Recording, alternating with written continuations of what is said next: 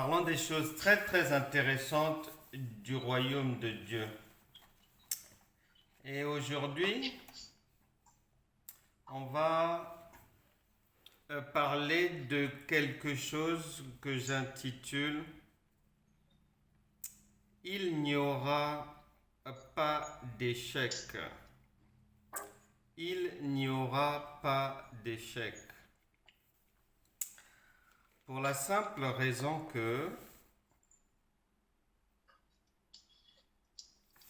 le psaume 23, verset 1 nous dit « L'Éternel est mon berger, je ne manquerai de rien. »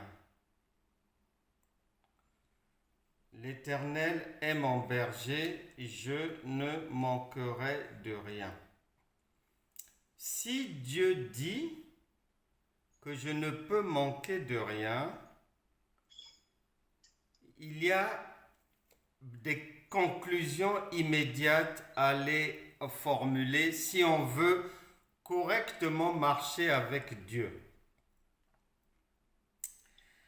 Cela veut dire que l'Éternel est mon berger, je ne manquerai de rien, veut dire, si je ne peux manquer de rien, donc, comme je ne peux pas manquer du secours de Dieu, de l'assistance du Saint-Esprit, de l'aide du Saint-Esprit, tout échec dans la vie est totalement exclu. Toute chose qui ne peut pas trouver une solution dans ma vie est totalement exclue. Lorsqu'on devient enfant de Dieu, il y a des choses fondamentales, simples à avoir à l'esprit.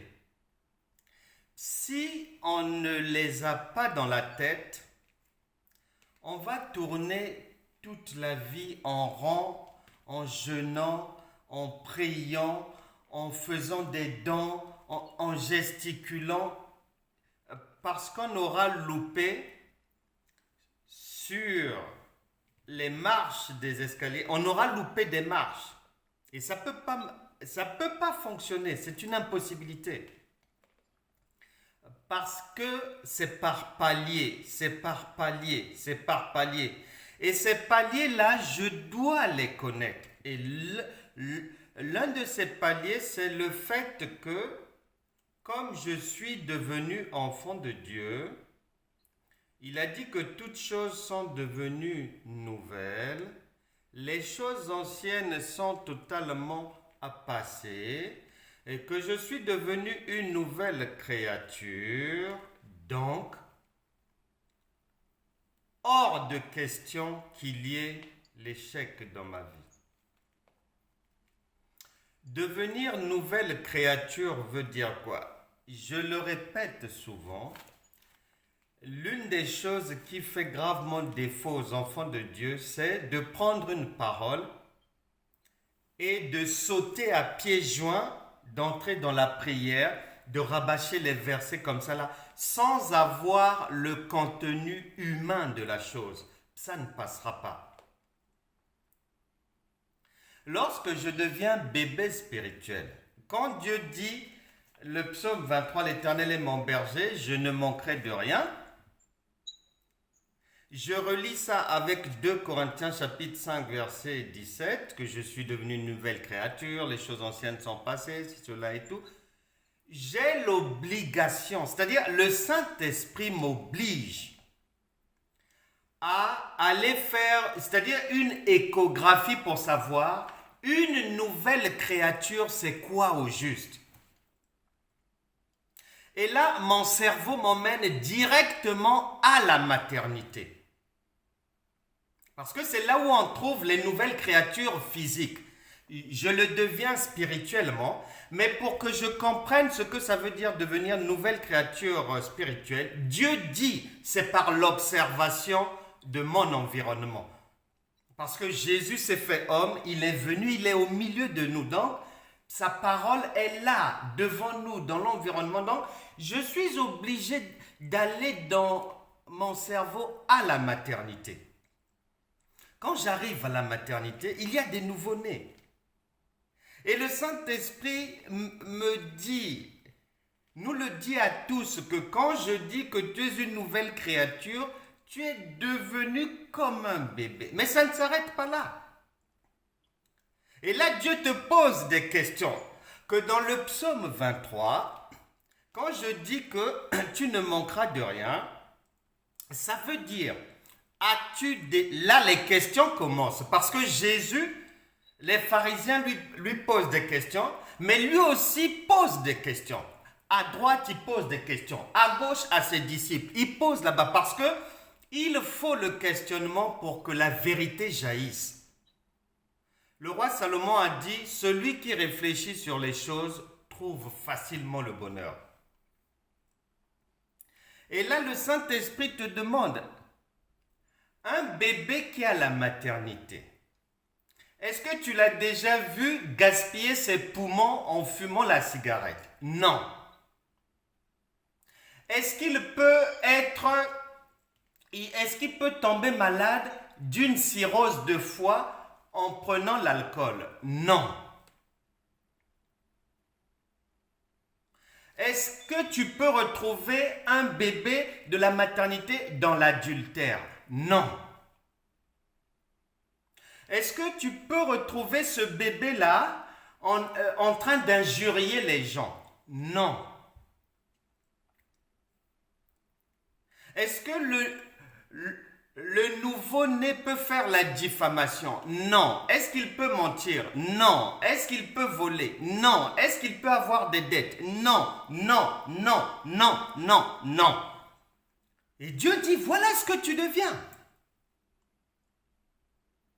Maintenant, après, soit l'enfant croit ce que maman dit, ou soit il ne croit pas. Mais généralement, un enfant, il croit en ce que sa maman dit. C'est là où les choses de Dieu sont très intéressantes et merveilleuses. Parce que celui qui connaît, ce sont des choses très simples. Mais comme les gens se compliquent la vie avec des enseignements difficiles, compliqués, on invente ceci, on rajoute cela, mais tout le monde est perdu. Et ça devient difficile, alors qu'à la base, c'est facile. Dieu nous explique les choses de la manière la plus simple. Il parle des enfants, des petits-enfants, des fils, des filles, des jeunes gens. Et tout ça là, c'est simple. C'est devant nous. Donc, les personnes qui ont l'habitude de faire la cuisine, Jésus, je le répète, est le consommateur de notre foi. Et quand notre objectif est ensemble, au fur et à mesure des jours, de concocter au Seigneur, que chacun lui présente une foi agréable, succulente. Maintenant, ce plat-là, lorsque une maman veut préparer, elle va être bien équilibrée. Elle a l'objectif, il ne faut pas qu'elle mette trop d'huile, pas trop de sel, pas trop d'épices, pas trop de piment. Ça ne doit pas manquer, ça ne doit pas manquer, ça ne doit pas manquer. Donc, on réfléchit. Si, lorsque je deviens enfant de Dieu, je ne comprends pas le psaume 23, je ne comprends pas Nombre chapitre 23 verset 19 qui dit que Dieu n'est pas un homme pour mentir, Si je ne comprends pas 2 Corinthiens chapitre 5 verset 17 qui résume l'amour de Dieu vis-à-vis de nous, je suis déjà sorti de l'autoroute, mais sans le savoir. Et bien souvent, je ne suis même pas entré sur l'autoroute. Parce que dès le départ, je n'ai pas les informations fiables qui vont pouvoir sécuriser ma marche dans le Seigneur. Je le répète, notre marche dans le Seigneur est une marche sans larmes, sans souffrance, sans difficulté.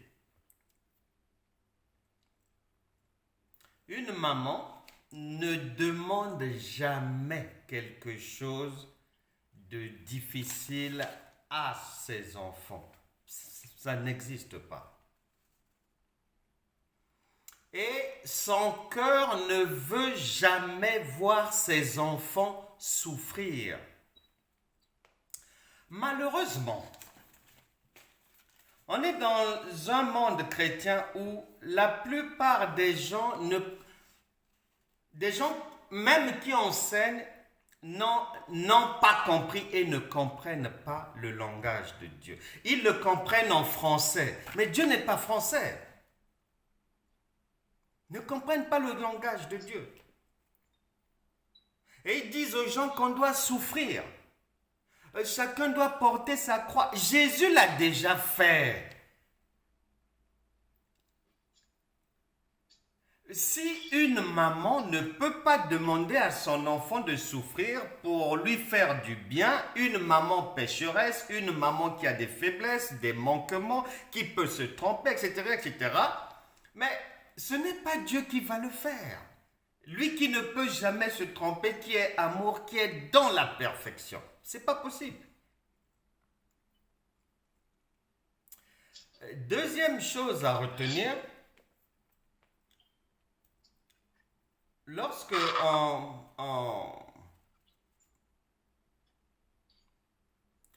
lorsqu'on entend ce que je suis en train de dire, que Dieu n'a pas prévu l'échec dans le royaume de Dieu, ça n'existe pas, nulle part. Si quelqu'un te le dit, je te le dis bien, il n'a pas compris la parole par la révélation. Non. Il n'a rien compris, rien. Maintenant,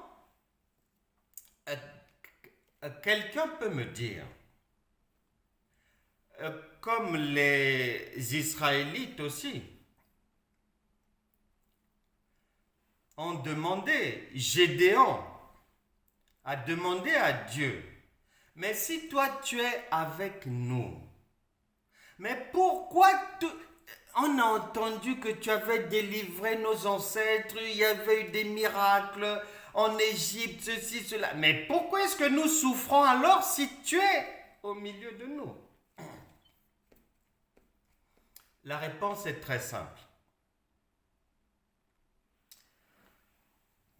Ecclésiaste chapitre 7 verset 8. Parce que Dieu a réponse à tout.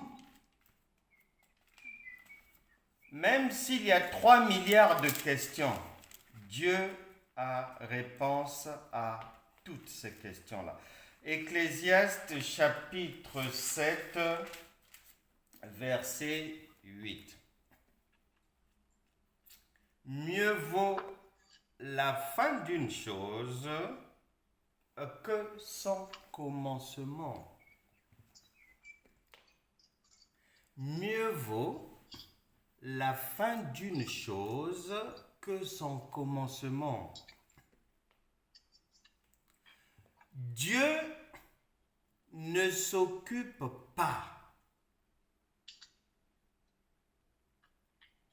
du cheminement, mais il s'occupe de la finalité prévue. le cheminement, prison, maladie, difficulté, rejet, abandon, divorce, célibat éternel, etc., etc. Ça, c'est la formation d'un être humain. Parce qu'il faut bien apprendre. Et il faut bien que Dieu trouve un terrain d'expérimentation. Lorsque Dieu donne la prophétie à Joseph qu'il gouvernera. Mais Dieu n'a jamais dit, Dieu ne dit jamais à quelqu'un ce qui arrivera avant ce que je t'ai promis. Non. Mais non. Parce que ce qui va précéder la réalisation, la finalité de ta vie, la finalité de la chose, la finalité de la promesse de Dieu sera ta formation, ton champ d'expérimentation. Maintenant, si tu ne le sais pas, ça ne peut pas marcher. Parce qu'il faut le savoir. Dieu dit que tu gouverneras.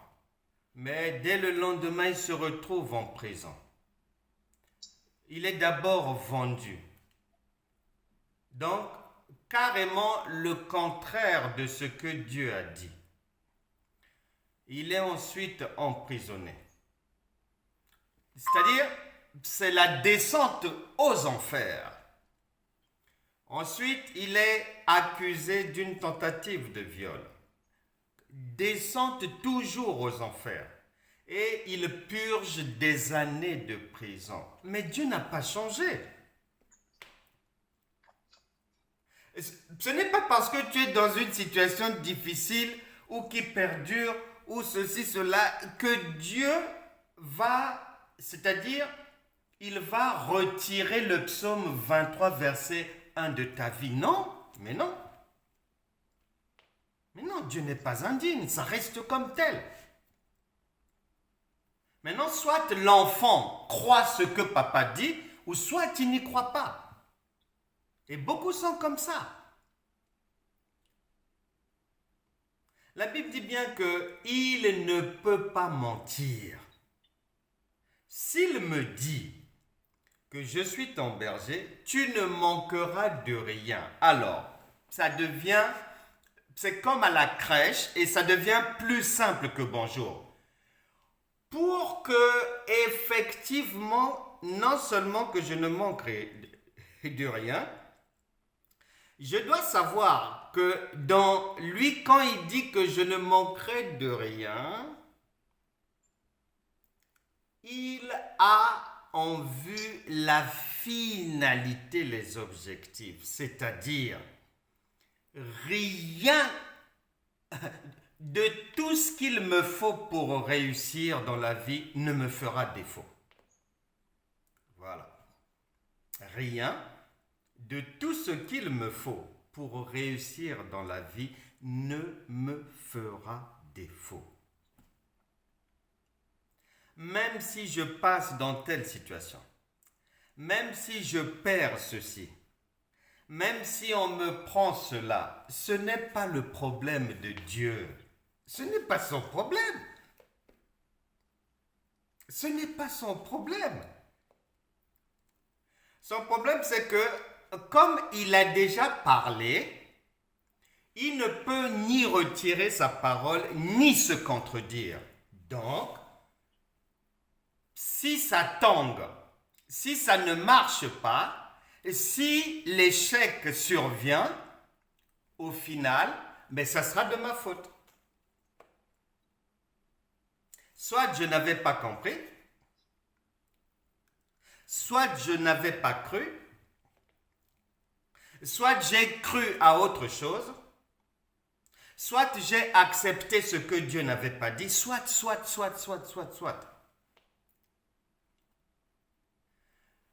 rien que le fait que je sache que je suis devenu une nouvelle créature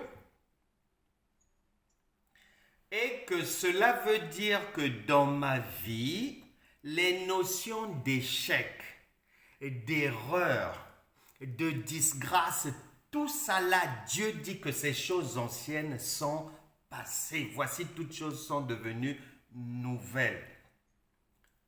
C'est-à-dire, si mon cerveau saisit cela et l'intègre, je n'ai même pas... C'est-à-dire, souvent les gens, on veut forcer Dieu, on veut pousser Dieu. Non, quand Dieu a dit quelque chose, Satan, ni les démons, ni n'importe quel roi sur terre ou chef d'État n'a pas le pouvoir de venir annuler ce que Dieu a dit. Et si Dieu me dit quelque chose, si maman dit à l'enfant, je t'achèterai le vélo à Noël, l'enfant n'a pas besoin de prier pour ça.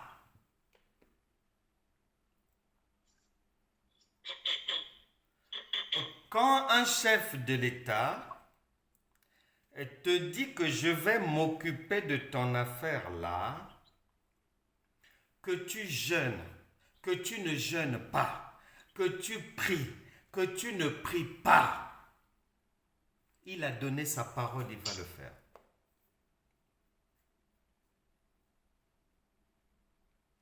S'il te porte dans son cœur, il va le faire. Or, tu es dans le cœur de Dieu. Donc Dieu ne peut que le faire. Tu n'as jamais entendu quelque part que Joseph avait demandé à Dieu cette position-là. Jamais. David n'a jamais demandé à Dieu de devenir roi. Jamais. Même après avoir reçu les prophéties, pendant qu'on l'avait vendu, pendant qu'il était en prison, à droite, à gauche, tu n'as pas entendu que Joseph a fait un jeûne ou des prières. Non. Ce que Dieu a dit, que les gens montent, que les gens descendent, qu'il pleuve, qu'il neige, qu'il y ait des ouragans ou quoi. Tant que ce qu'il a dit ne verra pas le jour dans ta vie, tu ne mourras pas. C'est une impossibilité. Tu ne peux pas mourir. Parce que la différence entre Dieu et nous, c'est que nous, lorsqu'on parle, on peut faire des promesses, ça viendra, c'est le futur. Or, le parler de Dieu, le futur de Dieu, c'est le présent. Et la Bible dit dans le psaume 33, verset 9, que dès qu'il parle, la chose existe. Et cette chose existe déjà spirituellement, et elle va simplement attendre l'année, le moment que Dieu avait déjà arrêté pour rendre la chose visible. Il n'a pas besoin que tu verses des larmes, que tu pleures, que tu gémisses, que tu perdes ton temps. Non. Il ne se contredit jamais. Il n'est pas un menteur. On doit se souvenir aussi de ceci.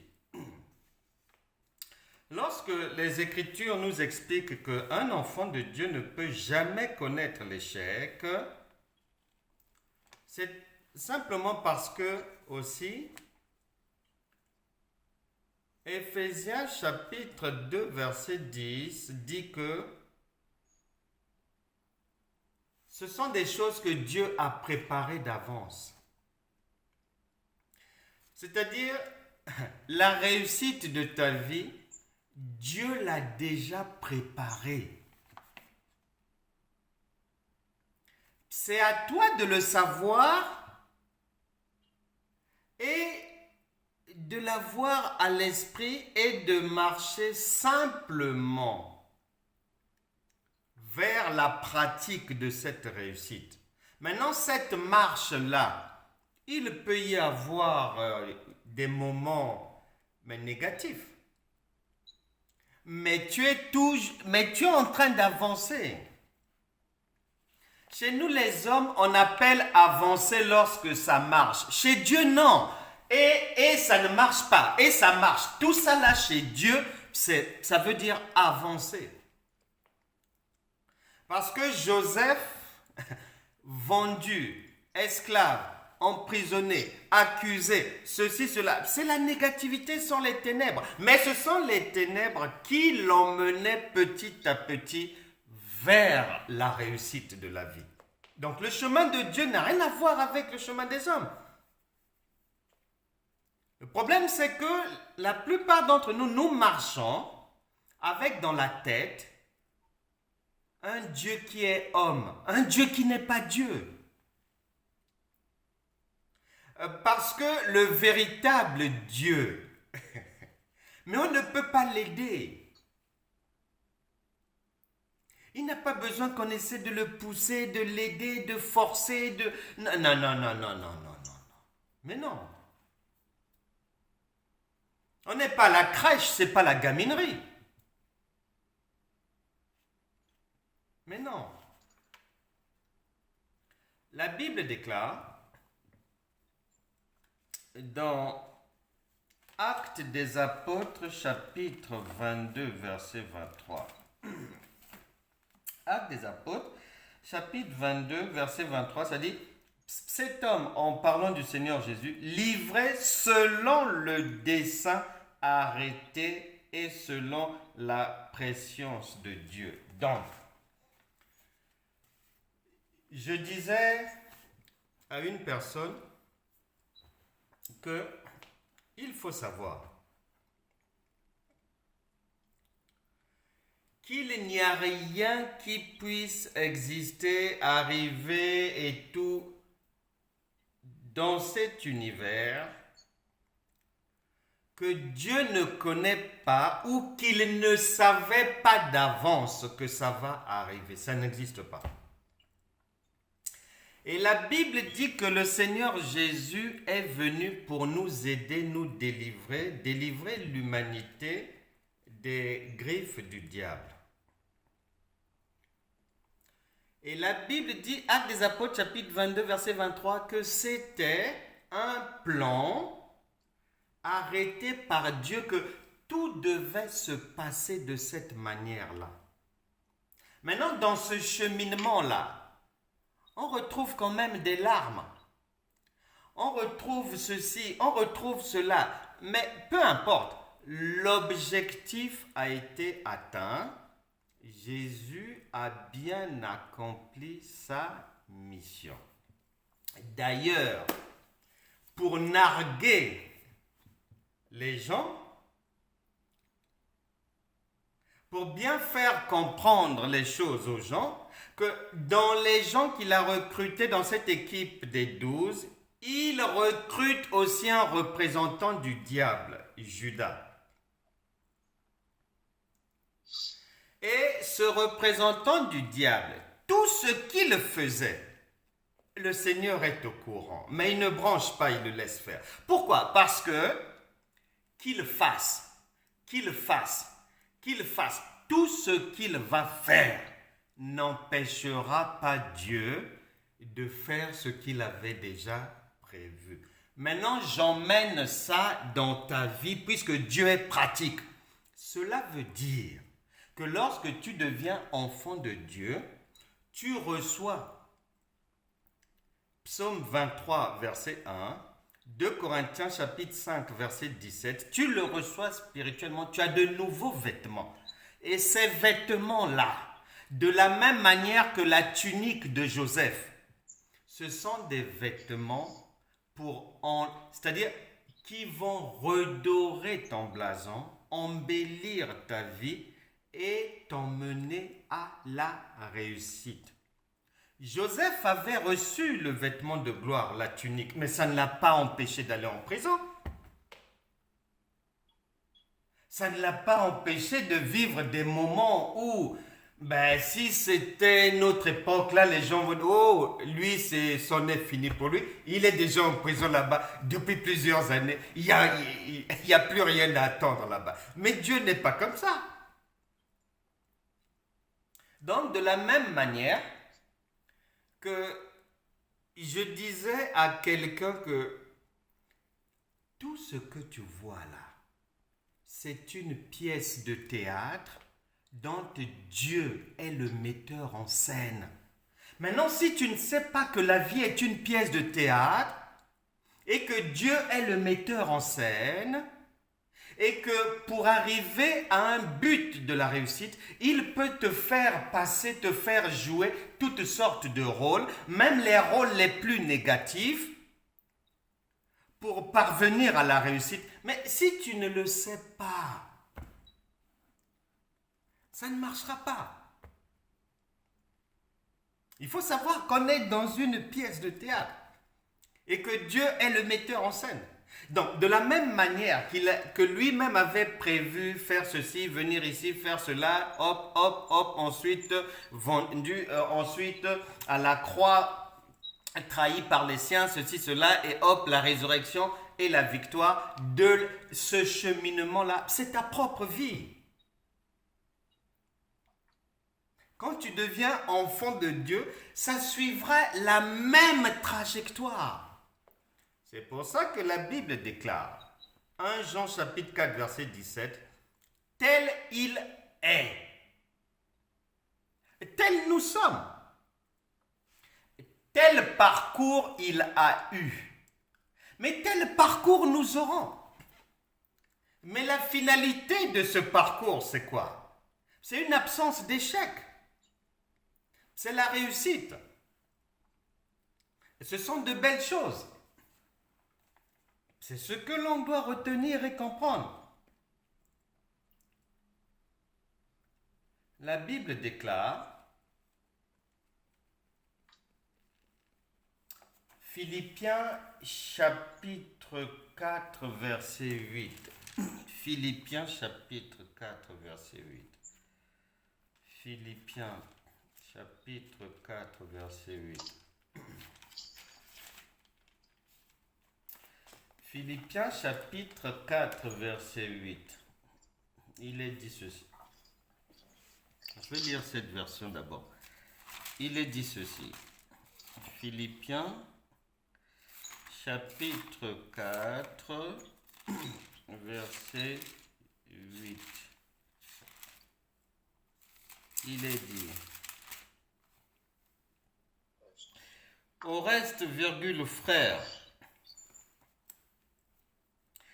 que tout ce qui est vrai, et nous savons que Dieu est vrai, donc ce qu'il dit est vrai, tout ce qui est honorable, tout ce qui est juste, tout ce qui est pur, tout ce qui est aimable, tout ce qui mérite l'approbation, ce qui est vertueux et digne de louange, soit l'objet de vos pensées. Dieu n'a pas dit que l'échec, la tristesse, la défaite, le découragement, les inquiétudes, les soucis soient l'objet de vos pensées. Non! Maintenant, si je n'applique pas ce qu'il me demande de faire là, mais c'est très simple, ça veut dire que je suis dans la désobéissance. Et désobéissance veut dire le péché. C'est clair. Puisque papa dit une chose, maman dit une chose, et l'enfant fait autre chose, mais l'enfant est désobéissant. Mais il ne peut pas recevoir de papa ou de maman quelque chose, non. Mais non. On lui dit que sature uniquement tes pensées avec la positivité, de belles choses. Ne vois pas le diable, ne t'occupe pas de ses activités, ne cherche pas à savoir ce que les démons font. Ils sont où à cette heure-ci? Ne cherche pas à savoir ce que les ténèbres... D'ailleurs, j'ai toujours remarqué dans nos sociétés, il n'y a que les chrétiens qui cherchent à savoir ce que font les francs-maçons, les Illuminati, les ceci, cela. Mais ces gens, les satanistes, mais ces gens-là ne s'occupent jamais de ce que les chrétiens font. Jamais. Ils ne pensent même pas aux chrétiens. Ils n'y pensent pas. Mais beaucoup de chrétiens passent leur temps à parler d'eux, à chercher à savoir leurs plans, ce qu'ils font. Mais eux, ils ne s'occupent pas de ce que le monde chrétien fait. Parce que chacun est dans son groupe et il poursuit sa route. Apocalypse chapitre 22, verset 11. Chacun est dans son groupe. Et dans cette version-ci, parole vivante, Philippiens chapitre 4, verset 8 dit ceci. Enfin, mes frères, que tout ce qu'il y a de vrai, de noble, d'honorable, ce qui a une réelle valeur, voilà, ce qui a une réelle valeur et qui est juste, pur, digne d'être aimé, occupe vos pensées.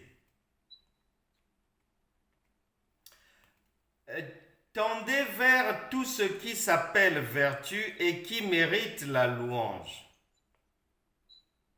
Bref, cette version Philippiens chapitre 4 au verset 9, il est dit ceci. Bref, virgule. Ce que vous avez appris et reçu de moi, virgule, mettez-le en pratique. C'est clair. Maintenant, si je ne mets pas en pratique, s'il y a autre chose dans ma caboche là, je suis dans la désobéissance. Et je ne peux rien recevoir de Dieu. Parce que je suis comme un traître de la maison. Parce que je suis comme un infidèle. Je suis dans l'iniquité. Dieu,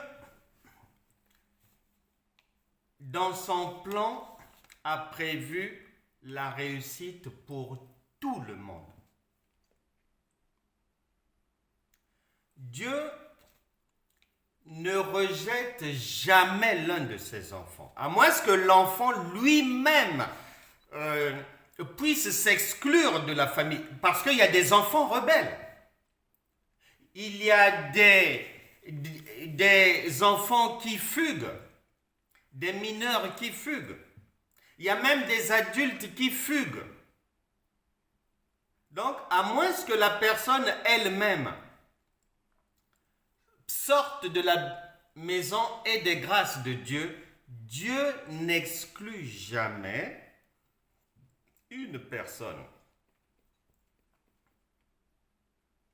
Et Romains chapitre 11, verset 29, le Saint-Esprit dit que les dons et l'appel de Dieu sont irrévocables. C'est-à-dire les dons, tout ce que Dieu t'a donné, il ne peut jamais le reprendre. Sauf si toi-même tu prends, tu mets à la poubelle. Là, c'est toi-même qui le fais de ton propre chef. Tu te retrouveras à l'hôpital avec un cancer des poumons si toi-même tu prends la cigarette. Et tu seras opéré là-bas, je ne sais pas, du foie, de quoi, si toi-même tu t'empiffres d'alcool. Lui n'avait pas prévu ça. C'est ce que l'on doit savoir. Il y a une justice divine qui est extraordinaire. Dans Genèse, vous prendrez le temps de lire Genèse du chapitre 27 au chapitre 33. En complicité avec sa mère Rebecca, Jacob va usurper le droit de naissance de son frère, de son grand frère Ésaü. Dieu dit dans Ésaïe 55, verset 8, que mes voix ne sont pas vos voix, mes pensées ne sont pas vos pensées. Les hommes pensent que si je ne force pas le destin, ça ne marchera pas. Rebecca a pensé que si son fils ne se fait pas passer pour son grand frère, il ne sera pas béni par le Père. Or, Rebecca s'était trompée. C'est ce qu'on va dire humainement dans le langage des hommes. Mais dans le langage de Dieu, elle ne s'est pas trompée. Pourquoi? Parce que Dieu va mettre en lumière le fait que ses pensées ne sont pas les pensées des hommes. Que tu fasses, que tu ne fasses pas, il n'a pas prévu l'échec dans ta vie. Pour preuve, Genèse chapitre 33, la mère et l'enfant pensaient qu'ils ont pris donc, et ils étaient obligés de le faire, les bénédictions prévues sur la vie d'Ésaü. Lisons ensemble Genèse chapitre 33.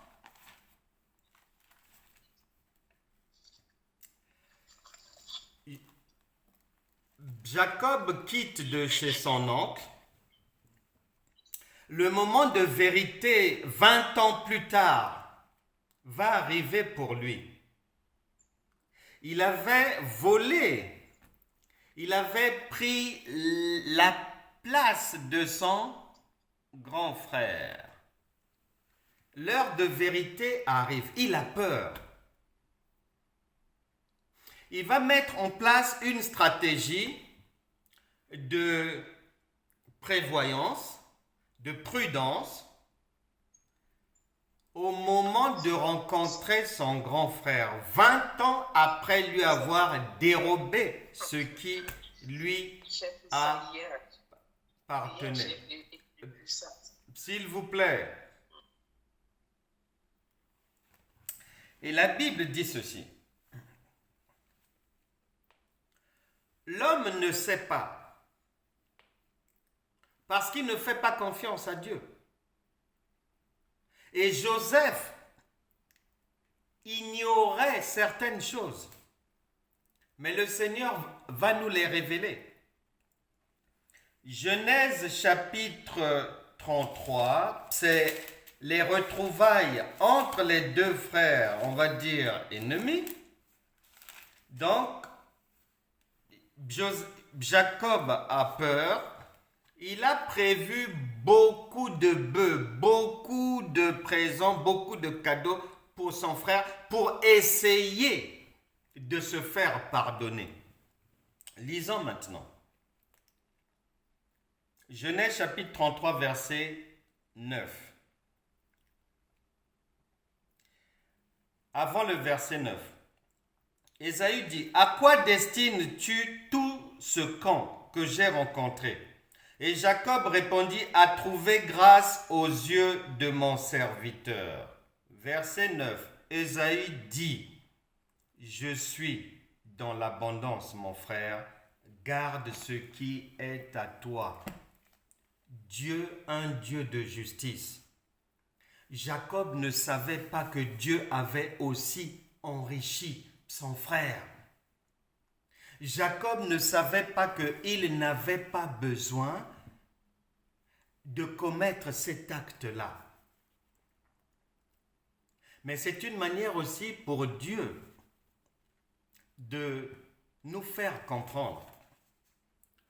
Peu importe le passé, peu importe les actes que tu aies fait, que tu n'aies pas fait, le terminus, la finalité prévue par Dieu sera toujours la bénédiction et l'abondance. Jacob s'est retrouvé dans l'abondance, lui qui avait volé. Son frère Ésaü, le perdant, la victime, s'est aussi retrouvé dans l'abondance. Un Dieu d'équité, un Dieu d'amour.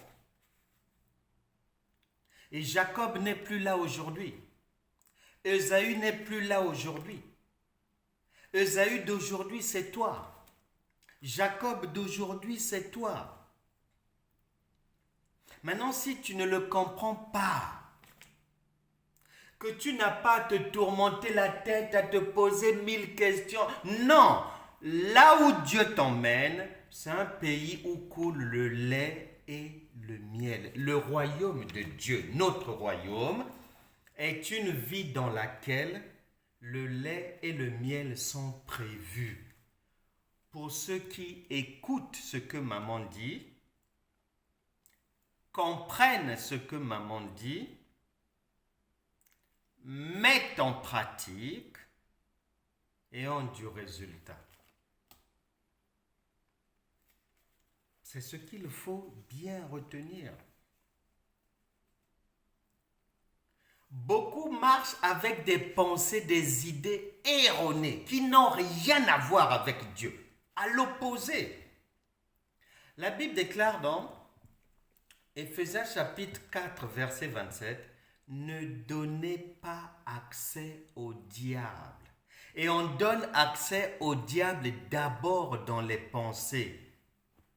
La porte d'entrée, ce sont les pensées. Et après, ça se disperse dans les paroles, les actes, les écrits, les ci, cela, le bruit.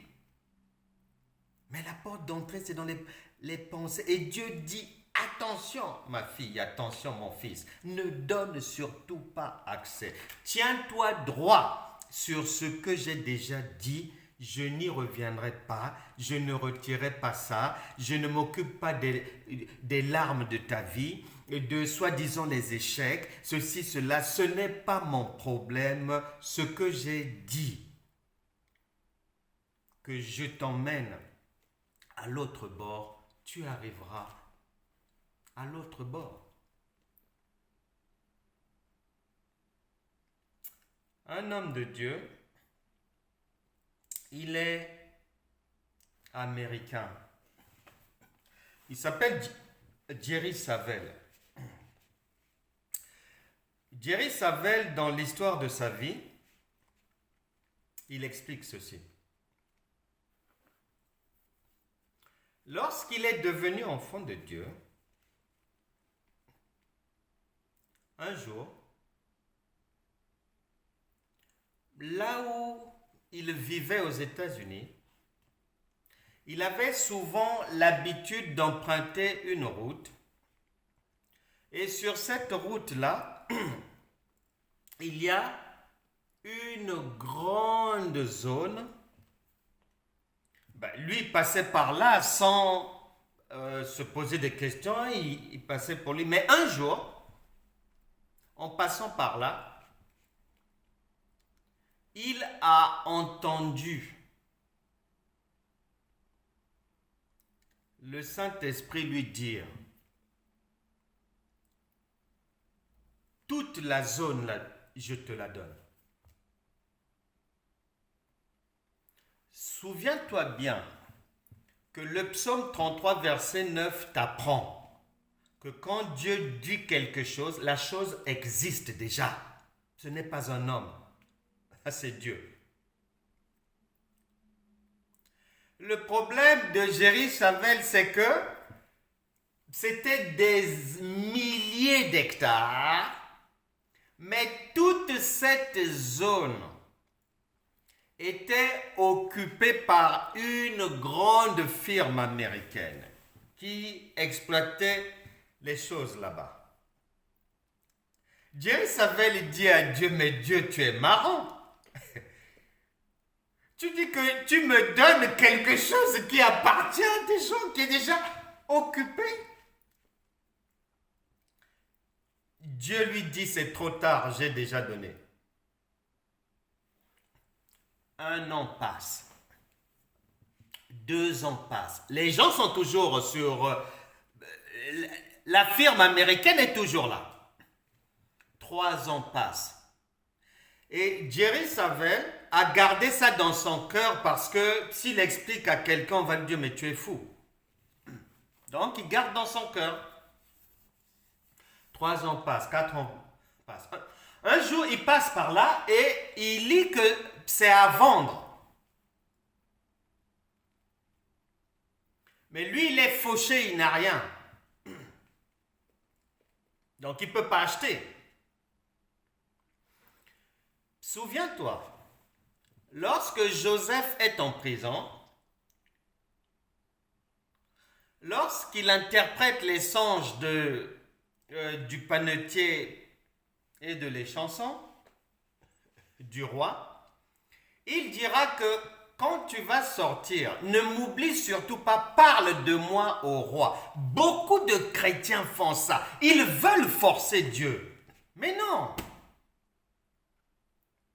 Si Dieu a dit, tu n'as plus besoin de faire quoi que ce soit. Ça existe déjà.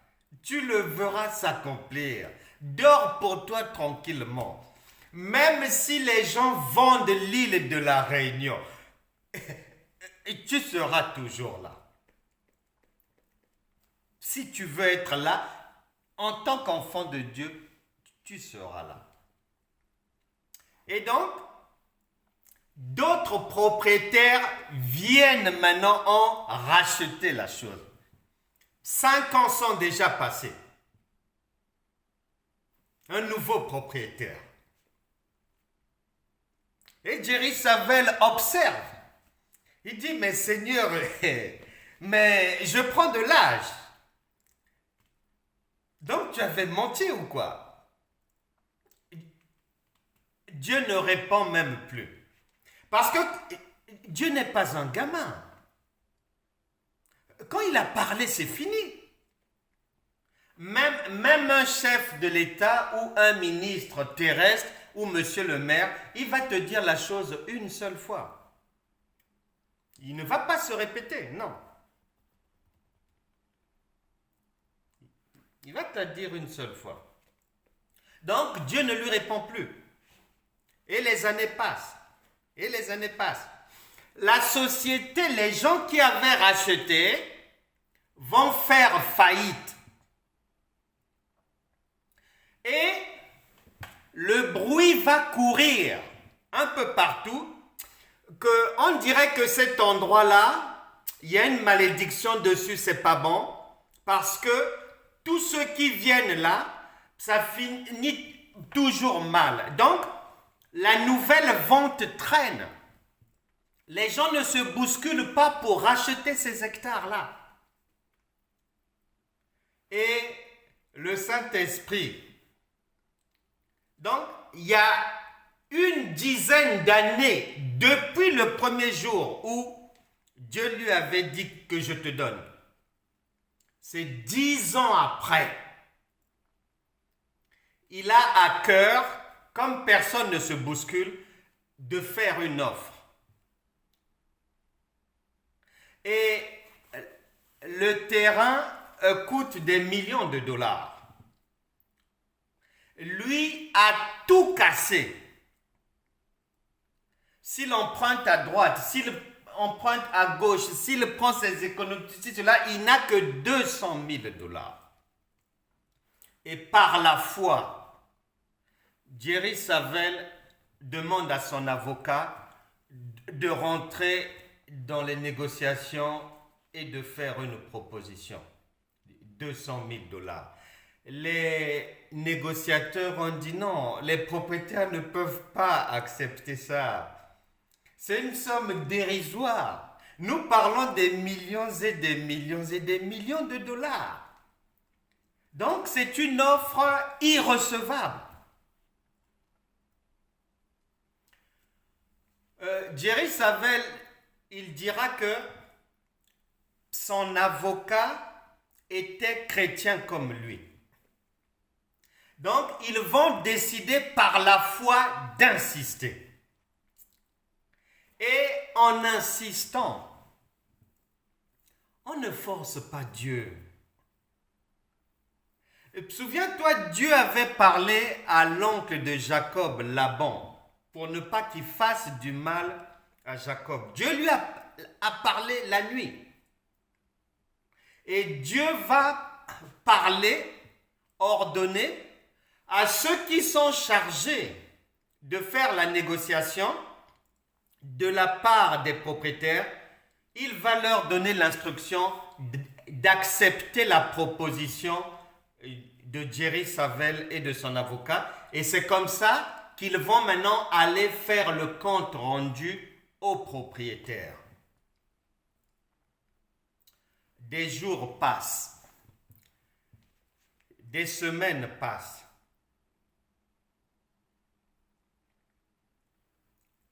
Quelques semaines plus tard, Dieu va parler aux propriétaires. Dieu donne des ordres.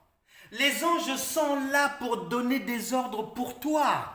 Maintenant, si tu ne le sais pas, tu ne mangeras pas les fruits. C'est pour ça que les gens tournent en rond.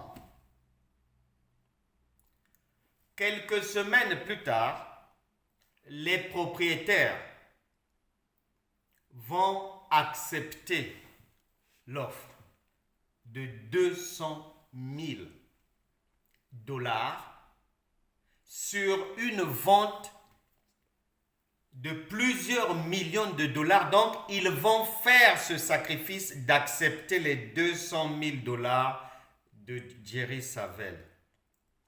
Il prend possession du terrain, immense, des milliers d'hectares. Lorsqu'il prend possession du terrain, Dieu fait quoi? Il avait fermé les yeux à tous ceux qui avaient occupé ce terrain-là. Ce n'est que lorsque Jerry Savelle a pris possession que les compagnies pétrolières vont venir négocier et l'informer que non, nos appareils nous disent que là, il y a du pétrole. Et c'est comme ça que Jerry Savelle, sur ces milliers d'hectares-là, il a fait louer une bonne partie aux compagnies pétrolières et une bonne partie à des promoteurs immobiliers. La première année, il a reçu 5 millions de dollars et d'année en année, ça a pris de la valeur. C'est comme ça que Dieu a emmené Jerry Savelle dans l'abondance. Dieu n'a jamais prévu l'échec de quelqu'un. Dieu est fidèle à condition de savoir cela, qu'il n'y a pas d'échec que Dieu a prévu dans ma vie. L'échec viendra si mon cerveau accepte l'éventualité d'échouer, l'éventualité d'être anéanti par les démons, l'éventualité que le diable me crache dessus. C'est si mon propre cerveau accepte cela. Mais généralement, Quand tu arrives à la frontière du royaume de Dieu, il y a des écritures, il y a des pancartes là, pour te dire que ces choses-là s'arrêtent là-bas. Et ici, là, c'est Canaan, c'est autre chose. C'est le pays où coule le lait et le miel. Maintenant, le lait et le miel n'apparaîtra pas par le cheminement des hommes. Il apparaîtra par les voies divines. Et dans ces voies-là, on peut trouver des larmes, on peut trouver le divorce, on peut trouver le chômage, on peut, mais Judas n'empêchera jamais la volonté de Dieu de s'accomplir dans ta vie. Que Dieu vous bénisse, nous allons prier. Seigneur, merci pour ta parole. Tu as dit dans Jean chapitre 14, verset 26, que tu nous rappelleras toutes choses. Merci Seigneur. Continue à faire du bien à chacun de tes enfants et à ordonner, Seigneur, nos pensées sur tes pensées. Que tout faux raisonnement, que toute poubelle intellectuelle, que toute mauvaise chose que quelqu'un avait acceptée dans sa vie soit renversée maintenant au nom puissant de Jésus. La Bible déclare, Proverbe chapitre 23, verset 7, que l'homme est le résultat de ses pensées. Saint-Esprit, que ta main de grâce introduise uniquement dans les pensées de toute personne ici ce que tu as donné comme instruction en Éphésiens chapitre 4, verset 8, Psaume 23, verset 1, 2 Corinthiens chapitre 5, verset 17. Glorifie ton nom. Change l'existence. Que ton soleil visite toute personne dans ses pensées, dans son corps, dans son cœur, dans son âme, dans son esprit, au nom puissant de Jésus. Je ferme toute porte ouverte dans les pensées d'une personne par le diable au nom de Jésus. Que les mauvaises portes soient désormais fermées. Que la puissance de la résurrection de Christ remplisse chacun et que les jours à venir deviennent meilleurs au nom de Jésus. Amen.